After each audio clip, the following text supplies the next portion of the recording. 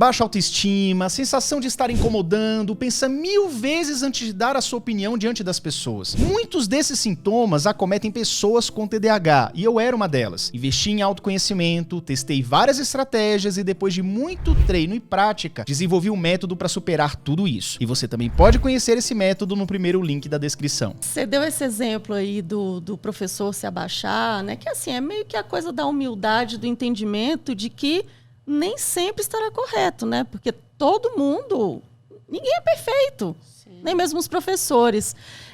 E aí, eu lembrei de algumas coisas assim que são muito visíveis, que eu escuto muito e que eu mesma pensava desde a época que eu era estudante. Pensando em adaptações que são muito simples, mas que eu realmente não entendo até hoje porque que são rechaçadas por escolas, por professores, podem ser, inclusive, no estilo assim. Eu, enquanto pessoa com TDAH, eu tenho dificuldade não apenas para ler textos longos, mas para também formular uma resposta muito longa, o texto corrido. Sim. Mas eu sei toda a matéria. Por que eu não posso responder no formato de tópicos, por exemplo? Por que eu não posso Não falar? é aceito. Não é aceito. Por que a minha avaliação tem que ser escrita? Exato. Você entende? Então, assim, são coisas muito simples, mas que quando são levadas por pais ou profissionais, agora eu estou pegando também a parte da equipe multidisciplinar, né? Pensando numa psicóloga que acompanhe uma criança com TDAH e vá na escola levando sugestões. Uma das sugestões pode ser essa. Os profissionais da escola tendem a arregalar um olho, olhar para aquela profissional meio que essa pessoa é louca. Ela não está percebendo que isso aqui é uma escola? Como assim? Porque vem novamente a coisa do aquele aluno vai ser privilegiado. Aí o que acontece? A nota baixa pode estar vindo não porque o aluno não saiba, mas ele está com uma dificuldade muito grande no encadeamento de ideias para conseguir sintetizar e colocar ali naquele espaço. Porque tem outros também que a ideia vem vindo numa velocidade tão grande que a escrita não acompanha, aí vira aquele texto sem pontuação, aquele texto enorme, e aí quando o aluno recebe um monte de caneta vermelha em cima, mas por que será que esse aluno está escrevendo desse jeito? Ela ficou até, sem palavras. Eu estou pensando no processo de avaliação em si, porque a gente dá muito, inclusive aqui no Brasil, a gente dá muito valor à prova. Você está entendendo? Gente, será que aquele aluno, ele fica lá, ele fica 30 dias. Então, ele fica 30 dias ali naquela sala de aula. Ele tem um dia de avaliação. Aquele um dia de avaliação vale os 30 dias que ele fica numa sala de aula? Tinha que ser quebrado isso daí. Precisava. Eu vou falar uma coisa de mim também. Quando eu estava na UNB, a gente vai falar sobre isso daqui a pouco, eu tive um professor que ele passava uma resenha toda semana. A aula dele, a última era segunda e quinta. Então, quinta-feira ele passava o livro para você ler aquelas 20, 30 páginas e fazer uma resenha para segunda. E eram 10 resenhas. E isso valia 50% da nota. Os outros 50% eram 2 provas.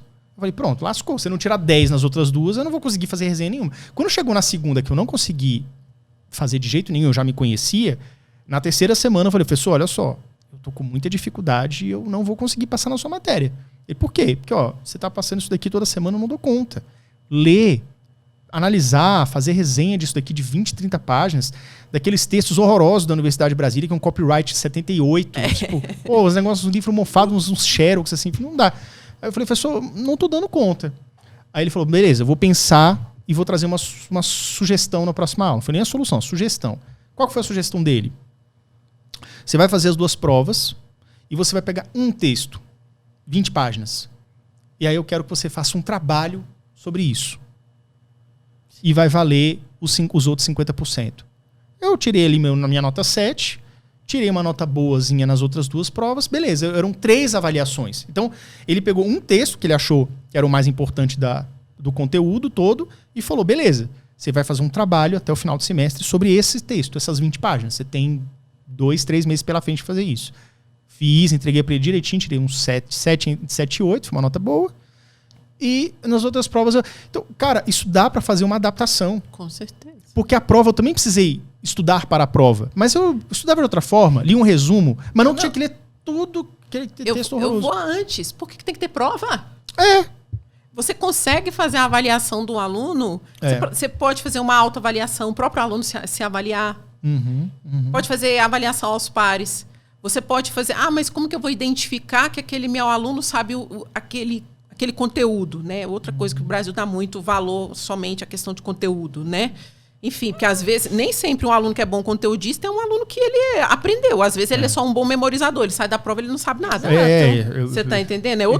Quando saí da prova, não lembrava demais. Eles perguntavam, o que você respondeu na questão 3? Eu não sei. Não pode respirar. Que prova foi essa que eu fiz hoje? Ele tá memorizando, é aquilo ali. Se ele tropeçar, entendeu? Ele esqueceu. E aí, então, um problema sistêmico. Pois é, aquela coisa, né? Evoluímos, mas parece que estamos muitas décadas atrás. Porque, na verdade, não se ensina o aluno a pensar. E por que eu digo isso, né? Com tanta ênfase, e é com ênfase mesmo. Eu digo que não se ensina o aluno a pensar porque os alunos que estão pensando fora da caixa e têm um senso, né, uma análise crítica, quando questionam algo que está além, digamos assim, do conteúdo programático para aquela aula, são podados, tesourados. Aí eu já puxo lá, assim, eu sei que a gente está falando de TDAH, mas existem pessoas com TDAH que também são superdotadas. Ela vai eu de novo. É podado. Sim. A pessoa vai desencantar, porque o que é o processo de aprendizagem, a gente for pensar, né? O processo de aprendizagem, eu vou citar Rubem Alves, é você fazer o aluno enxergar o mundo. Exato.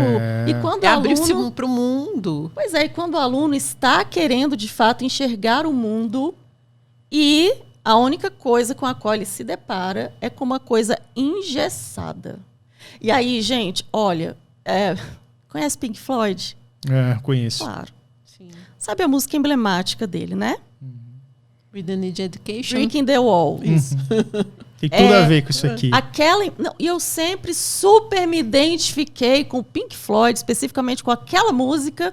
Só que assim, eu saía cantando sem muitas reflexões. E hoje em dia eu entendo por quê. Porque, de fato, eu tenho inúmeras críticas ao modelo que até hoje persiste. O vídeo daquela música, além da música, né? Se a gente for olhar o vídeo... Sim. Vocês já viram o vídeo? Você já viu o vídeo? Eu já vi, há muito tempo atrás. Linha de produção. Um professor gritando com uma régua. Parecia até uma palmatória. Sim. Né? Porque a música foi feita na época que não existia palmatória. Os alunos todos com aquele uniformezinho, assim, tudo igualzinho. E eles andando assim, que nem robô, numa esteira, como se fosse realmente uma linha de produção. Até um belo momento em que todos eles se revoltam e começam a questionar, né? E aí a letra vai falando isso. Uma das partes é que eles não precisam desse tipo de controle. Assim, Por quê? Sabe, porque esse entendimento de que o aprendizado só pode ser permeado por isso. Porque sabe o que eu observo, Dayana? Assim, a impressão que eu tenho é que existe muita desconfiança. E aí vai mexer com o ego do professor mas se eu fizer uma proposta como essa que a Day está sugerindo, de pares ou de não sei o quê, mas vai que essa pessoa aí tá me enrolando, aí é algo assim, começar a duvidar do laudo. Algo que diz muito mais sobre o professor do que sobre o aluno. Porque aí começa a coisa da perseguição, do estão tentando...